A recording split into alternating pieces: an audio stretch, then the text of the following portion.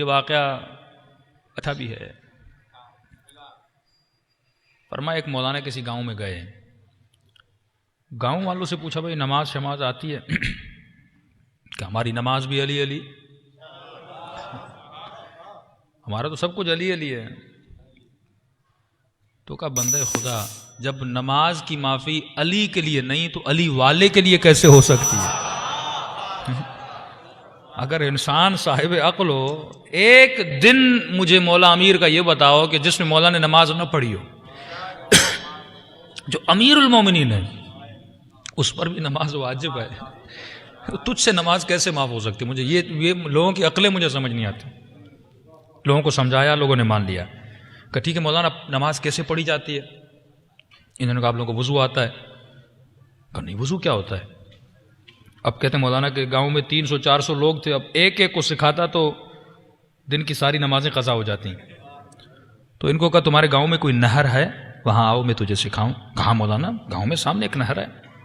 مولانا نہر کے کنارے لے گئے اور انہوں نے وضو کی ترتیب سکھا دی کہ کلی کرو، کلی کی، ناک میں پانی ڈالو، پانی ڈالا، چہرہ دو یا دایاں بایاں بازو، سر کا مسح کیا۔ اب مولانا پاؤں کا مسح کرنا چاہتے تھے، اب کیونکہ نہر کے کنارے پانی اٹھایا تو زمین گیلی ہو گئی۔ بیچارہ مولوی صاحب جیسے پاؤں کا مسح کرنا چاہتا تھا تو مولوی کا پاؤں پھسلا سیدھا نہر کے اندر۔ قوم تھی جاہل، قوم کو پتا نہیں تھا مسح کیا ہوتا ہے، وہ تو مولوی کو فالو کر رہے تھے نا۔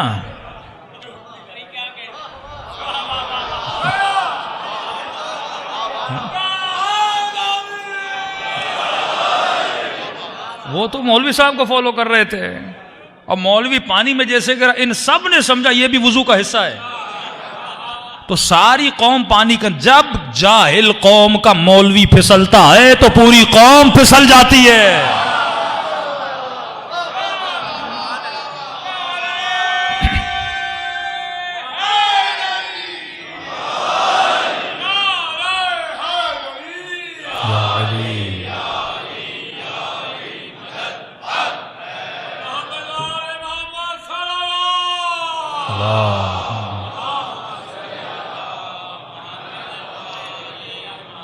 تو اب سمجھ میں آیا مدینے میں ہوا کیا تھا۔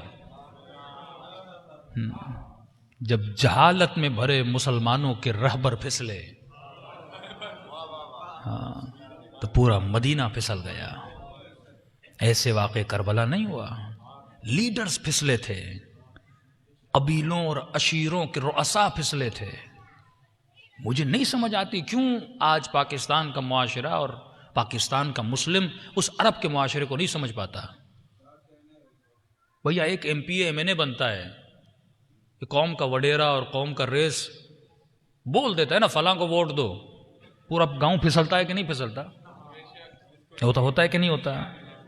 یہ فلانا قوم کا رئیسانی قبیلہ، پتہ نہیں فلاں قبیلہ، سارے لوگ اس وہیں طرف جاتے ہیں۔ وہ کوئی عقل اور شعور سے نہیں سوچتا میں جسے ووٹ دے رہا ہوں وہ قابل بھی ہے کہ نہیں ہے، وہ اسے دنیا کی اسمبلیوں میں بھیج دیتے۔ تو اگر مسلمانوں نے ان کو نبی کے ممبر پہ بھیج دیا تو مجھے تعجب کیوں ہو؟ وہ اپنے قبیلوں کو فالو کر رہے تھے، میں کیوں کسی قبیلے کو فالو کروں؟ خدا نے مجھے عقل دیا ہے، میں تابع عقل ہوں، اور عقل کہتی ہے اگر علم لینا ہے تو کسی عالم سے لو، اگر طہارت لینی ہے تو کسی ایسے سے لو جس کے لیے آئے انما یرید اللہ اتری ہو۔ اگر صدیقوں میں اور صدیقاؤں میں اگر کسی کو سچا ماننا ہے تو اسے مانو جس کے لیے آئے مباہلہ گواہی دیتی ہوئی نظر آتی ہو۔